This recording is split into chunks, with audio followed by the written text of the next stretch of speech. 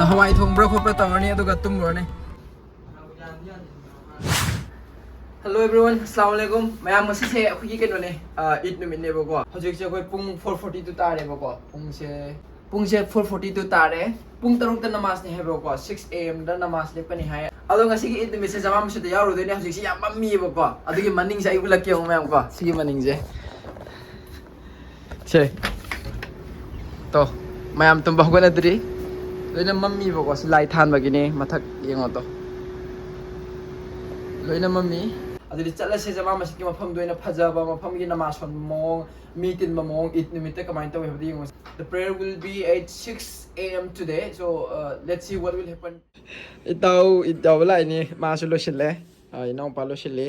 ꯑꯗꯨꯒ ꯑꯩꯁꯨ ꯂꯣꯏꯁꯤꯜꯂꯦ ꯆꯠꯂꯁꯤ ꯃꯐꯝꯗ ꯑꯣꯏꯅ ꯊꯦꯡꯅꯔꯣꯁꯤ ꯃꯌꯥꯝ ꯍꯧꯖꯤꯛꯁꯦ ꯊꯦꯡꯒꯗꯧꯔꯤꯕ ꯄꯨꯡꯁꯦꯀꯣ ꯄꯨꯡ 4:30 ꯇꯥꯁꯤꯜꯂꯛꯑꯦ 6ꯇ ꯂꯦꯞꯇꯣꯏꯅꯦ ꯑꯗꯨꯅ ꯃꯝꯃꯤꯉꯩꯗꯤ ꯆꯠꯇꯣꯏꯅꯤ ꯃꯌꯥꯝ ꯑꯗꯨꯅ ꯊꯦꯡꯅꯔꯁꯤ ꯕꯥꯏ ꯕꯥꯏ ꯃꯌꯥꯝ ꯀꯩꯅꯣ ꯇꯧꯔꯦ ꯑꯩꯅ ꯂꯩꯔꯤꯁꯦ ꯖꯃꯥ ꯃꯁꯖꯤꯗꯀꯤ ꯃꯅꯨꯡꯗꯅꯤꯀꯣ ꯃꯅꯨꯡꯒꯤ ꯃꯌꯥꯏ ꯍꯥꯏꯕ ꯇꯥꯔꯦ ꯃꯃꯥꯡꯗꯅꯦ ꯑꯗꯣ ꯅꯃꯥꯖꯁꯦ ꯖꯃꯥ ꯃꯁꯖꯤꯗꯇ ꯉꯁꯤꯗꯤ ꯁꯣꯜꯂꯅꯤ ꯁꯤꯗ ꯁꯜꯂꯥꯒꯨꯝꯕ ꯊꯥꯔꯦ ꯁꯤꯒꯤ ꯆꯦꯔꯪꯁꯦ ꯂꯨꯄꯥ ꯀꯌꯥꯅꯣ ꯁꯥꯟꯊꯣꯏ ꯂꯨꯄꯥ 10 ꯄꯤ 2 ꯂꯧꯔꯦ ꯆꯦꯔꯪꯁꯦ ꯊꯥꯔꯅꯤ ꯃꯨꯁꯜꯂꯥꯁꯨ ꯄꯨꯔꯛꯑꯦꯕꯀꯣ ꯑꯩꯅ ꯈꯔ ꯁ꯭ꯄꯦꯁꯦꯜ ꯇꯥꯈ꯭ꯔꯦ ꯉꯁꯤ ꯃꯊꯛꯇ ꯊꯥꯁꯤꯔꯣ ꯁꯤ ꯌꯥꯒꯗ꯭ꯔꯣ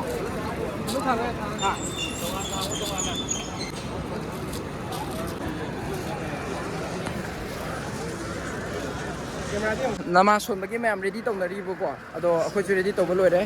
ꯑꯗꯨꯝ ꯁꯤꯗ ꯊꯥꯔꯦ ꯅꯥꯀꯟ ꯅꯥꯀꯟꯗꯁꯨ ꯊꯥꯅꯔꯤ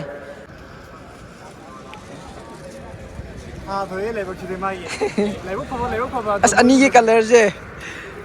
ꯁꯤꯗ ꯑꯩꯈꯣꯏꯒꯤ ꯆꯄꯜ ꯍꯥꯞꯄ ꯊꯝꯃꯦ ꯃꯌꯥꯝ ꯆꯄꯜꯁꯦ ꯃꯥꯡꯈꯤꯗꯧꯕ ꯑꯣꯏꯕꯀꯣ ꯈꯪꯗꯦ ꯀꯃꯥꯏꯅ ꯇꯧꯕꯅꯣ ꯆꯄꯜꯁꯦ ꯃꯅꯨꯡꯗ ꯁꯨꯃꯥꯏꯅ ꯄꯨꯁꯤꯜꯂꯒ ꯂꯩꯔꯦ ꯃꯅꯤꯡꯗꯁꯨ ꯊꯝꯅꯔꯤ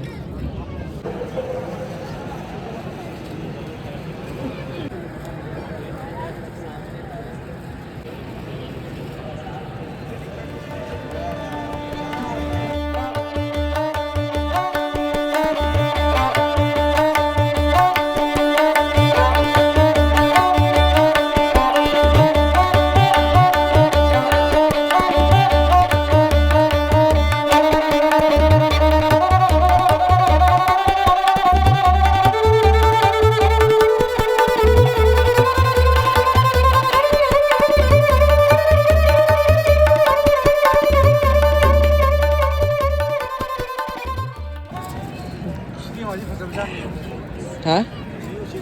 ꯍꯣꯏ ꯎꯆꯦꯛꯁꯦ ꯐꯖꯅ ꯐꯖꯔꯦꯅꯦ ꯆꯞ ꯆꯥꯅ ꯄꯨꯡ 6ꯇ ꯍꯧꯒꯠꯂꯦ ꯇꯣ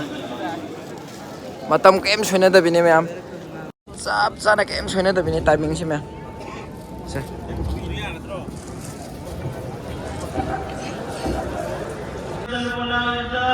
والذي جعل لنا في الإسلام عيدا الله أكبر الله أكبر الله أكبر كبيرا ربنا آتنا في الدنيا حسنة وفي الآخرة حسنة وقنا عذاب النار या अल्लाह तू रहमान है तू रहीम है तू तारीफों का मुस्तहिक है या अल्लाह हम गुनहगार बंदे हैं हमारे गुनाहों को माफ फरमा हमारी इबादतों को कबूल फरमा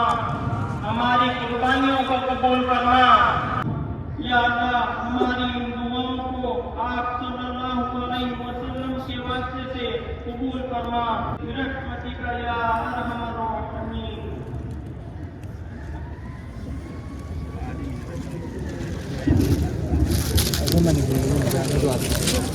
ꯃꯌꯥꯝ ꯅꯃꯥꯖ ꯂꯣꯏꯔꯦ ꯑꯩꯈꯣꯏꯒꯤ ꯁꯣꯟꯕ ꯂꯣꯏꯔꯦꯀꯣ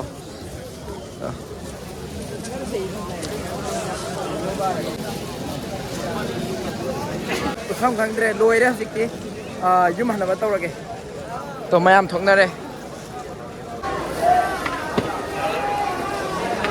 ꯊꯣꯛꯂꯛꯑꯒ ꯃꯌꯥꯝ ꯃꯄꯥꯟꯗ ꯆꯄꯜ ꯈꯣꯡꯎꯞ ꯁꯨꯃꯥꯏꯅ ꯇꯣꯡꯒꯗꯕꯀꯣ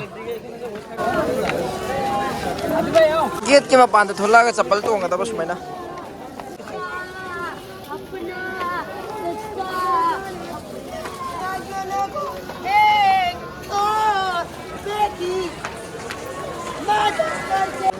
लोरे अखोइसु युम हल्लगे सि मतुंग दिको नुंगाइबा वीडियो लानी मैम चाबा थकपगी थोंगबगी तौरानी ngasi nganu chani ꯑꯗꯨꯒ ꯑꯩꯈꯣꯏ ꯏꯗ ꯅꯨꯃꯤꯠꯁꯦ ꯀꯩꯗꯧꯋꯦ ꯍꯥꯏꯕꯗꯣ ꯌꯦꯡꯃꯤꯟꯅꯔꯁꯦ ꯚꯥꯏ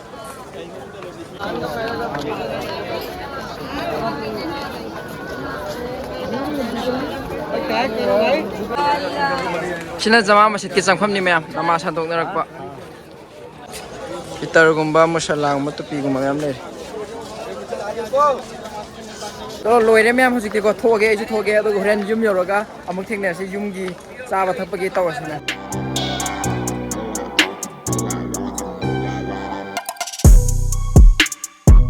ꯑꯩꯈꯣꯏꯁꯨ ꯔꯕꯗꯤ ꯆꯥꯁꯤꯟꯒꯦ ꯁꯤꯔꯣ ꯚꯥꯏ ꯑꯁꯤ ꯈꯥꯎꯗꯣ ꯅꯠꯇꯦ ꯃꯈꯥꯒꯤ ꯑꯊꯨꯝꯕꯅꯦ ꯐꯖꯅ ꯍꯥꯎꯔꯦ ꯊꯨꯝꯃꯟꯈ꯭ꯔꯦ ꯑꯗꯣ ꯑꯌꯨꯛꯇ ꯑꯊꯨꯝꯕ ꯆꯥꯕꯁꯦ ꯐꯩ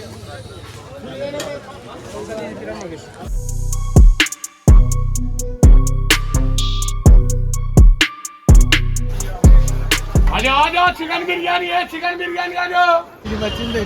दादा इच्छे कमाई तो बा से सलाम तो तरो से अब सलाम तो तरो बने बाने रियल मैड्रिड के बार्सिलोना फैन ऊपर लाए मैम अखोई ऊपर लाए तोंगो बा आई ममांग तो लगे या ब्रदरो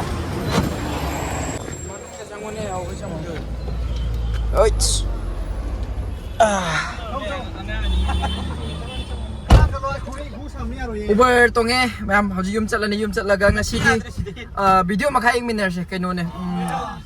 nungai nungai ba ko enjang cha ba thakpa gi la ani hji na kari thongu ba yai hji thongu do yam cha ba su loi re hawai du chala do ya palli ne hawai du chala do ya palli ne ba ado hawai thong bra khop ta ni ado ga tum ro ne sida khoi gi ngasi gi team ai ba ta re chala se yum yom ga theng na se bye bye ꯁꯥꯕꯁꯤꯗ ꯃꯌꯥꯝ ꯒꯥꯔꯤ ꯌꯥꯔꯛꯇ꯭ꯔꯦ ꯂꯣꯏꯔꯦ ꯇꯧꯔꯤꯁꯦ ꯑꯃꯨꯛ ꯌꯦꯡꯉꯣ ꯍꯥꯏꯒꯠꯇꯅ ꯈꯣꯠꯇꯅ ꯂꯝꯕꯤ ꯃꯌꯥꯏꯁꯤꯗ ꯂꯩꯔꯦ ꯌꯨꯝ ꯌꯧꯅꯤꯡꯕꯗꯁꯨ ꯌꯥꯗ꯭ꯔꯦ ꯁꯥꯁꯨ ꯁꯥꯔꯦ ꯇꯨꯝꯅꯤꯡꯕꯗꯁꯨ ꯂꯣꯏꯔꯦ ꯑꯗꯣ ꯒꯥꯔꯤꯁꯨ ꯌꯥꯁꯤꯜꯂꯛꯇ꯭ꯔꯦ ꯑꯖꯃꯤꯔ ꯁꯥꯎꯔꯤꯁꯤꯗꯤ ꯑꯖꯃꯤꯔ ꯈꯥꯏꯔꯝꯗꯅ ꯁꯥꯎꯔꯦ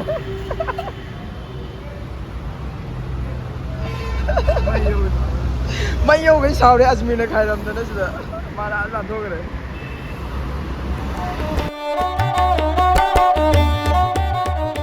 ꯍꯜꯂꯛꯄꯗ ꯗꯥꯎ ꯌꯥꯗꯕ ꯑꯃ ꯕꯤꯜ ꯑꯃꯨꯛ ꯂꯥꯛ ꯂꯩꯔꯝꯃꯦ ꯇꯣ ꯃꯍꯥꯅꯤꯕꯥꯒꯇ ꯑꯩꯈꯣꯏ ꯔꯨꯝꯒꯤ ꯕꯤꯜꯅꯦꯀꯣ ꯈꯪꯗꯦ ꯐ꯭ꯂꯣꯔꯁꯤꯒꯤ ꯍꯥꯏꯕ ꯇꯥꯔꯦ ꯑꯩꯈꯣꯏ ꯀꯔꯝꯕꯅꯣ ꯌꯦꯡꯉꯤ ꯑꯩꯈꯣꯏꯒꯤꯁꯦ ꯁꯕꯤꯇꯥ ꯅꯠꯇ꯭ꯔꯦ ꯁꯤ ꯂꯩꯔꯦ ꯁꯕꯤꯇꯥ ꯗꯣꯟꯆ ꯁꯤ ꯑꯩꯈꯣꯏꯒꯤꯅꯤ ꯑꯗꯣ ꯕꯤꯜ ꯑꯦꯃꯥꯎꯟ ꯄꯦꯌꯦꯕꯜ ꯑꯁ ꯖꯤꯔꯣ ꯂꯥꯛꯑꯦꯍꯦ ꯃꯌꯥꯝ ꯁꯔꯀꯥꯔꯤ ꯕꯤꯜꯗ ꯂꯩꯕ ꯀꯥꯟꯅꯕꯁꯦ ꯑꯦꯁꯤ ꯊꯝꯃꯁꯨ ꯕꯤꯜꯕꯨꯗꯤ ꯂꯥꯛꯑꯦ ꯑꯗꯣ ꯖꯤꯔꯣ ꯂꯥꯛꯑꯦ ꯁꯤ ꯅꯨꯡꯉꯥꯏꯔꯦ ꯗꯥꯎ ꯌꯥꯔꯦ एसी नुटिंगी था एसीसु मैम अदम थाएबको हजिकान अदो गवर्नमेंट बिल लोबगे 200 यूनिट फॉर फ्री नेबको कॉस्ट ऑफ लिविंग याम हंगबदो मैम आइगे वीडियो दा नो सेमके अदो अमोमु लापदन मैम मैम अदो लापदोबदी कोना लागबदी मैम लाकपे याय मसीगी केम लामद्रे DSES तो मसीगी ने डेट के काय मदो कदाय जून 25 को 25 ममांग था की दो हंदक लाक्तोइनेबको अदुमाइना अदो सी सिदो जीरो ने लाइस पैसा केम तिंगरो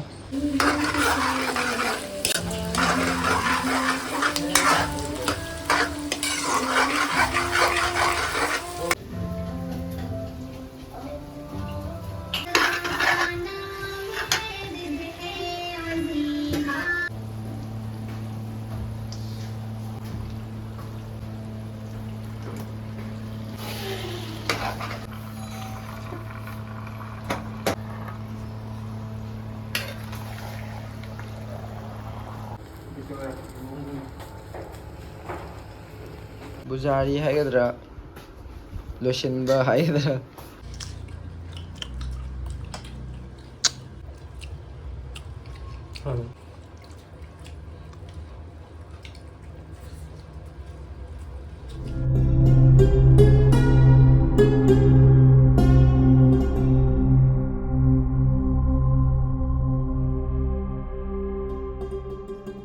Several days later. Came to Ningai later, we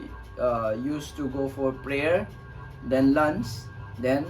rest. Whole day. Michupan to menu midang tare, hujik se pung ayaw rebo ko.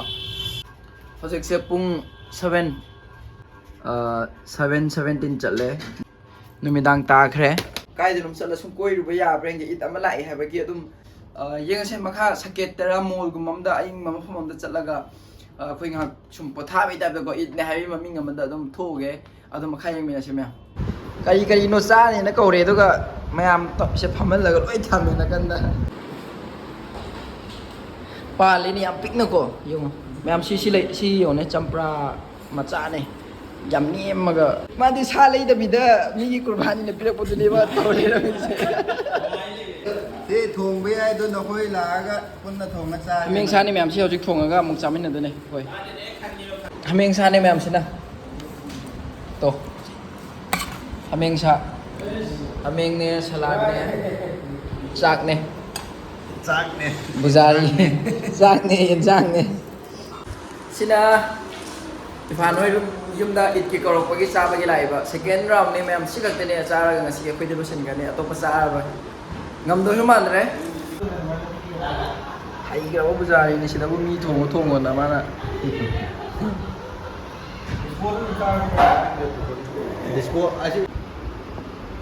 hay bên em thong bà mình muốn nó thong hay bên này hay cái đó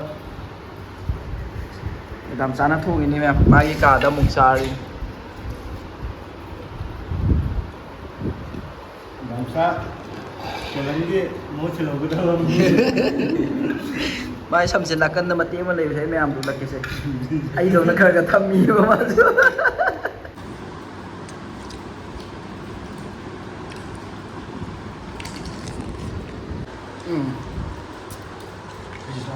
hào đấy bây giờ nó hào đấy đi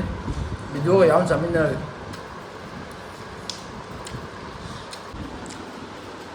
ngasi nung magi it kini ma'am chấm bên này đấy ado sigak tene hojik makha da ba kai to no khang de ado makha da ba dum min này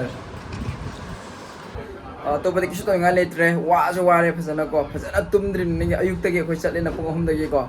aduna pothar video se edit taro mong thaglak tene ngasi de aduna thank you so much for watching my videos bye bye